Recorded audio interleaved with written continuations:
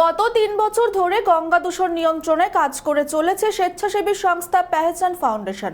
ইনসান তেরি গঙ্গা মেয়ালি নাম দিয়ে সেই কাজের জন্য নতুন দিল্লিতে আয়োজিত এশিয়া মহাদেশের বিভিন্ন দেশের স্বেচ্ছাসেবী সংস্থা এবং সংগঠনকে নিয়ে আয়োজিত এক অনুষ্ঠানে টিটাগড়ের স্বেচ্ছাসেবী সংস্থার পেহচান ফাউন্ডেশনকে পুরস্কৃত করা হয়। 1 জুলাই আয়োজিত এই আন্তর্জাতিক অনুষ্ঠানে পুরস্কৃত হওয়ার পর বৃহস্পতিবার রাতে কলকাতা হয়ে টিটাগড়ে ফেরেন স্বেচ্ছাসেবী সংস্থার সদস্যরা।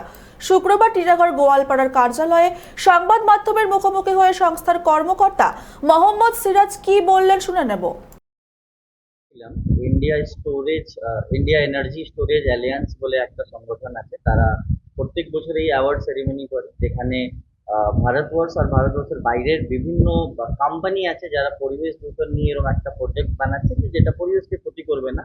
তার সাথে সাথে বিভিন্ন সংগঠন যারা এমন কোনো কাজ করছে যেটা পরিবেশের প্রোটেকশনের জন্য বা পরিবেশ দূষণ হবে না তার বিরুদ্ধে এরকম কোনো কাজ করছে, তাদের নমিনেশনে প্রত্যেক বছর একটা আন্তর্জাতীয় সংগঠন আর্থ ডে নেটওয়ার্ক, তার একটা ইন্ডিয়া ব্রাঞ্চ, তারাও এই নমিনেশনে আমাদের জায়গা দিয়েছে। আমরা নমিনেশন ফাইল করি, গত জানুয়ারি থেকে এই নমিনেশন প্রসেস চলছে।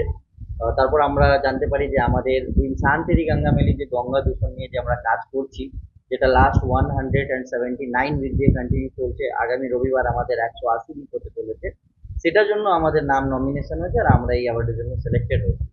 তো আমি আর আমার সাথে আমার এই সংগঠনের কো ফাউন্ডার ইব্রাহিম আলম, আমরা দুজন দিল্লিতে উপস্থিত ছিলাম গত 1 জুলাই, আর আমরা এই অ্যাওয়ার্ডটা রিসিভ করেছি, যেটা হচ্ছে ইনোভেশন ক্যাটাগরিতে, যে আমরা এরকম একটা ক্যাম্পেইন চালাচ্ছি যেটা ভারতের মানে একটা খুব বিখ্যাত সব থেকে বড় গঙ্গা নদীকে পরিষ্কার রাখার জন্য, সুরক্ষিত রাখার জন্য কাজ।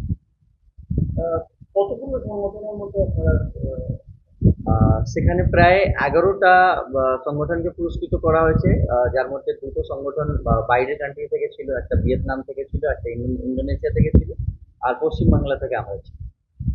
কি মেসেজ দিতে চাইছেন মানুষকে এবং এই পুরস্কারটা কতখানি সুবিধা হবে পাওয়াটার জন্য বলে?